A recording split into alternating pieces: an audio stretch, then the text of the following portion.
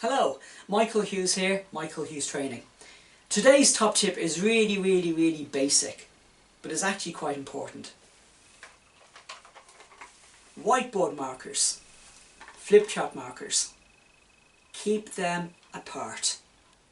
Do not allow your whiteboard markers and your Flipchart markers to sit together on the easel, because I promise you, somebody is going to pick up the Flipchart marker and start writing on the whiteboard with it.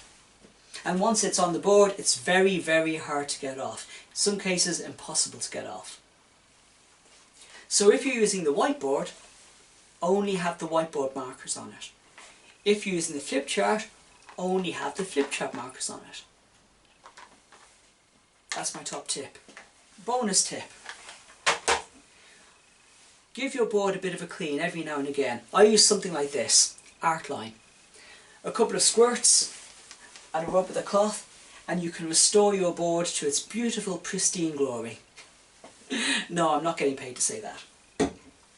Okay, so those are my top tips. Okay, everywhere I go I see lots of different boards, and many of them are marked by Flipchart pens when they shouldn't be.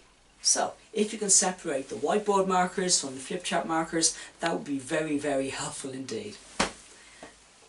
My name is Michael Hughes. If you want to talk to me about training, my email address is info@michaelhughestraining.com. In the meantime, please subscribe, check out my other videos, and keep up the good work.